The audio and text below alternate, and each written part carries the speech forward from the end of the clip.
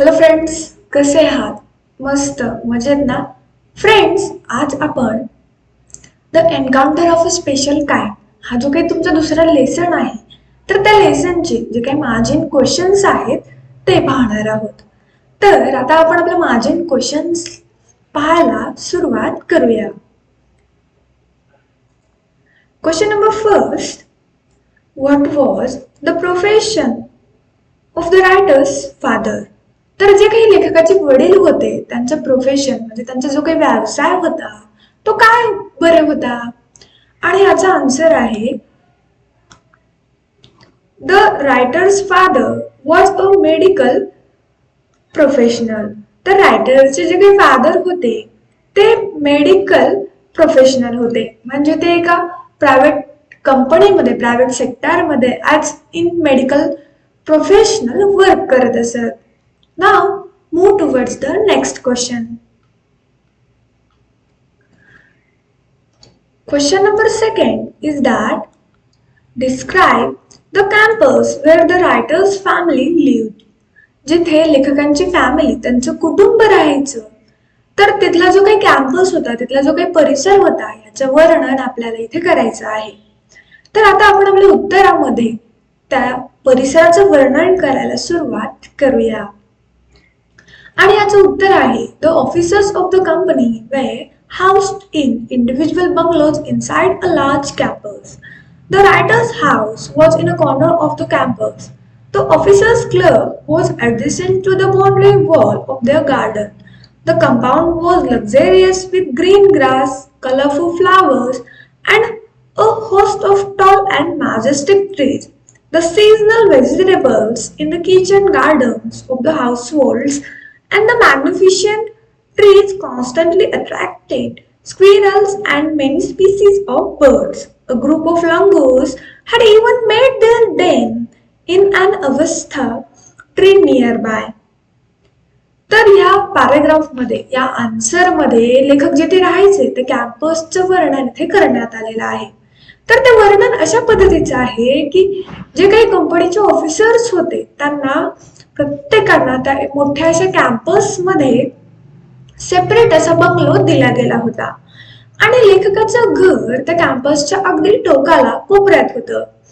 तर ऑफिसरचं एक क्लब देखील त्यांच्या घराच्या बाजूला त्यांचे जे काही ऑफिसर्सचे बंगलोज होते त्यांच्या साईडला ते होतं आणि तिथेच एक बाउंड्री वॉल होती आणि त्या बाउंड्री वॉलच्या अंतर्गत म्हणजे आतल्या बाजूला गार्डन देखील होतं. मग तो जो काही कंपाऊंड होता त्याच्यामध्ये खूप छान असं हिरवगार लुसलुशीत गवत होतं, वेगवेगळे रंगबेरंगी फुले होती आणि खूप अशी रुबाबदार मोठी मोठी झाडे देखील होती. द सीझनल आणि त्याच पद्धतीने आपण पाहतो की आपल्या घराच्या बागेमध्ये किंवा आपल्या घराच्या पाठीमागच्या साईडला आपली आई किंवा आपली आजी वेगवेगळे व्हेजिटेबल्स, त्याला आपण किचन गार्डन असं म्हणतो, ते लावत असते. तशाच पद्धतीचे किचन गार्डन्स त्या लेखकाच्या कॅम्पसमध्ये प्रत्येक बंगलोमध्ये आढळायचे.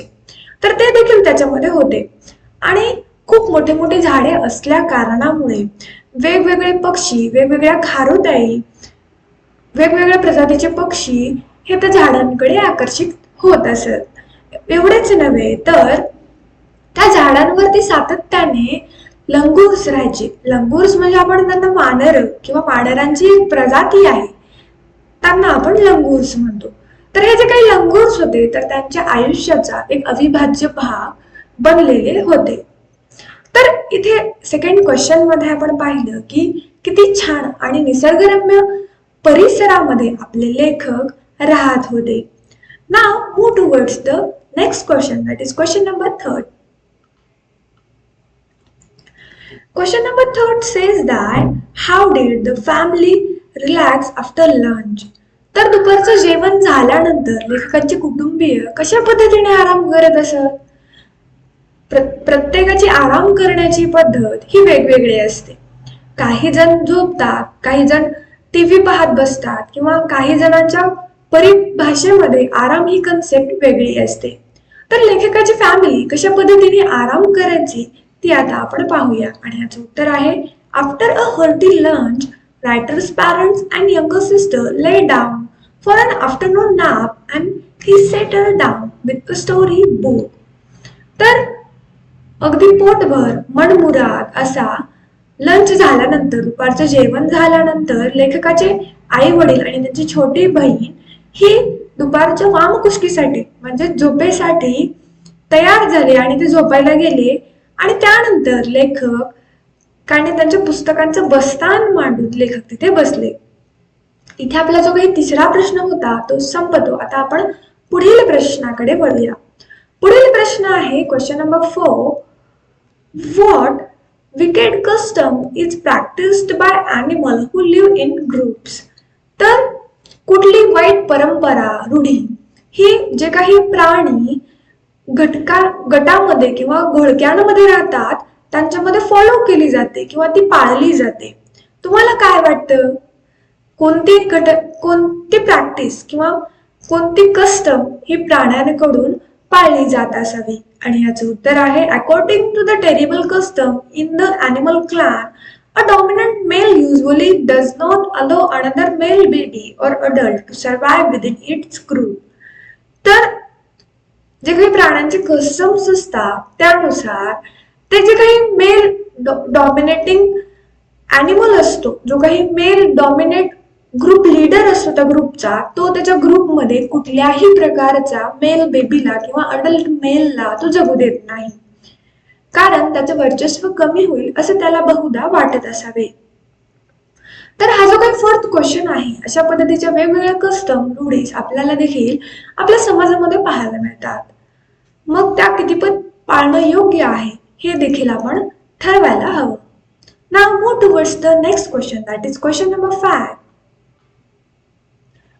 Question number 5 says that what attempts helped the baby langur to revive? तर लेखकाचे कोणते प्रयत्न त्या बेबी लंगूरला त्या कूपच्या म्हणजे त्या गंड वानराच्या तावडीतून सुटका करायला मदत केली? आणि याचं उत्तर आहे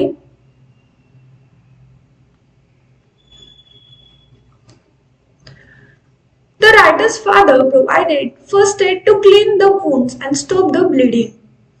तर लेखकाच्या वडिलांनी तो सर्व इन्सिडेंट झाल्यानंतर, घटना झाल्यानंतर लेखकांना त्या बेबी लंगूरचे जे काही वुंड्स होते, जखमा होत्या, त्यांना स्वच्छ करण्यासाठी फर्स्ट एड किट पुरवला. Splashes of cold water made the baby stir. After a few shaky attempts, he sat up. आणि त्याच्यावरती थंड पाण्याचा त्यांनी मारा केला. त्यामुळे त्या बेबी लंगूरला बहुधा थंडी वाजत असावी. त्यामुळे त्याने पूर्ण बॉडी शेक केली आणि शेक केल्यानंतर तो उठून बसला. The writer offered him a peeled banana which he accepted with his unsteady hand and began taking hesitant bites. तर लेखकाने त्यानंतर त्या बेबी लंगूरला एक सोललेली केळी दिली. पण तो जो काही बेबी लंगूर होता तो अद्याप थरथरत होता आणि त्या थरथरणाऱ्या हातानेच त्याने ती केळी घेतली आणि तो अगदी हेजिटेंटली म्हणजे विचार करून किंवा संकुचितपणे त्याने ती केळी खायला सुरुवात केली. नाव आता आपण पुढील प्रश्न पाहूया. तो म्हणजे question number 6. Question 6 says that what true about animal human relationship did this incident reveal to the narrator? तर प्राण्यांमधलं आणि मनुष्यांमधला कोणतं रिलेशनशिप, कोणते नातेसंबंध या घटनाक्रमातून लेखकाला समजला किंवा कोणतं सत्य लेखकांच्या समोर आलं? आणि याचं उत्तर आहे the mother and the baby langur convinced the writer that interspecies communication and mutual trust is indeed a reality, and should anyone strike the right chord, the relationship hums into actions. तर जी काही baby लंगूर होती आणि mother लंगूर होती तिने रायटरला convinced केलं होतं, म्हणजे त्या रायटर बद्दल त्या दोघांना कृतज्ञता होती, त्याने ती त्यांच्या डोळ्यातून व्यक्त केलेली होती. तर यावरून लेखकाला असं समजलं की जे काही इंटरस्पीसीज आहेत म्हणजे वेगवेगळ्या प्रजातीमधले प्राणी आहेत त्यांना कम्युनिकेशन करण्यासाठी बोलण्याची गरज नाहीये, तर त्यांच्यामध्ये म्युच्युअल ट्रस्ट असणं आणि एकमेकांना गरज दाखवणं ही महत्वाची गोष्ट आहे. तीच त्या नात्यामध्ये, त्या रिलेशनशिपमध्ये महत्वाची ठरते. Now move towards the next question, that is question number 7. Question number 7, what did the mother seem to convey to the narrator? तुम्हाला काय वाटतं किंवा काय भासतं की त्या बेबी लंगूरच्या मदरनं लेखकांना कशासाठी कन्व्हिन्स केलं असावं किंवा काय केल्यामुळे तिने तिच्या भावना व्यक्त केल्या असाव्या? आणि याचं उत्तर आहे, the mother langur showed the writer that food was not the only means of communication between man and animal, but there were other means of establishing a bond through trust, compassion and mutual understanding. तर writer असे म्हणतात की प्रत्येक जे काही animals असतात त्यांच्यामध्ये कम्युनिकेशनचा फक्त फूड हा एकमेव स्रोत नाहीये. ह्युमन बिईंग्स मध्ये म्हणाल तर जिथे गरज असते तिथेच माणूस एकमेकांना बोलत असतो, किंवा आपण काय म्हणतो, गरजेपुरता मामा किंवा ताकापुरती आजी तो करत असतो. पण बाकीचे जे काही ॲनिमल्स असतात ते मात्र त्यांच्याबद्दल जर आपण एखाद्या वेळेस सहानुभूती दाखवली, प्रेम दाखवलं, तर त्याबद्दल ते नेहमी कृतज्ञ असतात. तर याच्यामध्ये लेखक असं सांगण्याचा प्रयत्न करतात की प्रत्येक प्राण्यामध्ये म्युच्युअल अंडरस्टँडिंग असणं, ट्रस्ट असणं हे खूप महत्वाची गोष्ट आहे. तर फ्रेंड्स, इथे आपला जो काही 7वा प्रश्न आहे तो संपतो आणि त्याचबरोबर आपला जो काही an encounter of a special kind हा जो काही लेसनचे मार्जिन क्वेश्चन्स होते ते देखील इथे संपतात. तर याचबरोबर या चॅप्टरचे जे काही महत्वाचे व्हिडिओज आहेत, ज्यामध्ये तो चॅप्टरचा व्हिडिओ असेल, लँग्वेज स्टडीचा भाग असेल आणि त्याचप्रमाणे तो चिटचॅटचा भाग असेल, तो पाहण्यासाठी तुम्हाला आमच्या चॅनलच्या प्लेलिस्टमध्ये जावे लागेल. तिथे तुम्हाला 10th स्टँडर्ड इंग्लिश या फोल्डरमध्ये सर्व व्हिडिओज मिळतील. पाहायला विसरू नका. लवकरच भेटूया पुढील व्हिडिओ सोबत. तोपर्यंत व्यवस्थितपणे अभ्यास करा. काळजी घ्या. बाय.